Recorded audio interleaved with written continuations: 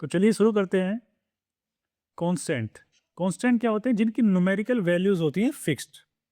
ठीक है जी, जैसे कि 1 2 3 आप एग्जांपल। ठीक है जी, कांस्टेंट।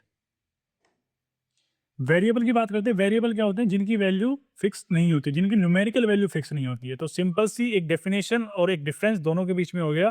कांस्टेंट हमारे वे होंगे जिनकी न्यूमेरिकल वैल्यूज होती हैं फिक्स, और वेरिएबल्स वो होंगे जिनकी न्यूमेरिकल वैल्यूज हमारी फिक्स नहीं होती है, वो वेरी होती हैं, वो चेंज होती रहती हैं।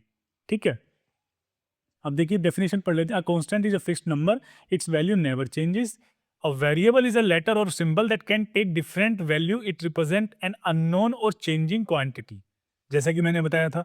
अब मान के चलिए जैसे मैंने लिखा पाई इज इक्वल टू 22/7। ये सभी जानते हैं पाई की वैल्यू 22/7 होती है, तो ये कांस्टेंट है।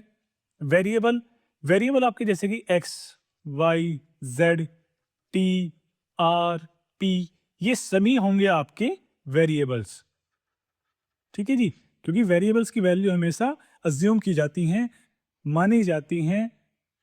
लेट्स अज्यूम ऐसे बोला जाता है। ठीक है, तो इनकी वैल्यूज होती हैं हमारी, जो कि वैल्यूज चेंज होती रहती है, उनको अज्यूम किया जाता है। जैसे एग्जाम्पल इसमें देखिए लिखा हुआ है कि example is 2 in 2x+3, x is the variable and it can be 1 2 3। Obviously कोई भी ऐसा नंबर उसको अज्यूम कर सकते हैं एक्स की जगह पर।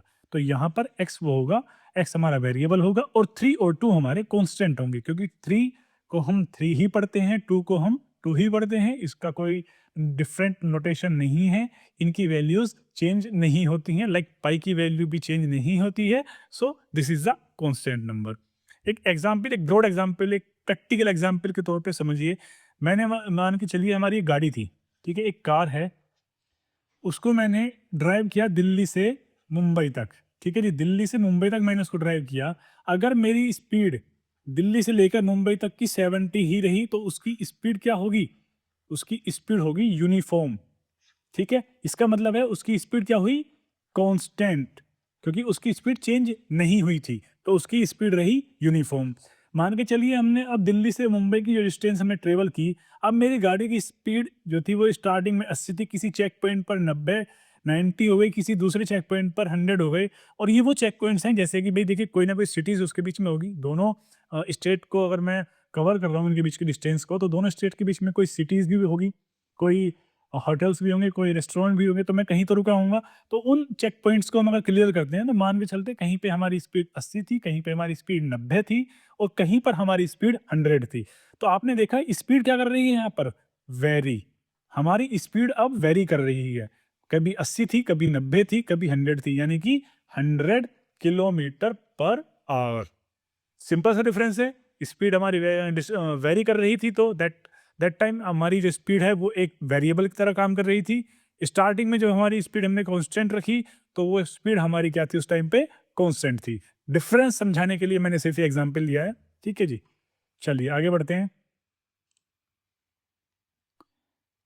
इक्वेशंस और एक्सप्रेशंस क्या होते हैं? एक सिंपल सा मैं आपको एक्सप्रेशन लिखता हूँ, लाइक 4x 5 और 4x+5। मैंने आपका ये भी एक एक्सप्रेशन होगा, ये भी एक एक्सप्रेशन होगा, और ये भी एक एक्सप्रेशन होगा। ठीक है जी। On the other hand equation में, इक्वेशन को कैसे लिखते हैं? मैंने लिखा 4x+5 इज इक्वल टू 0। तो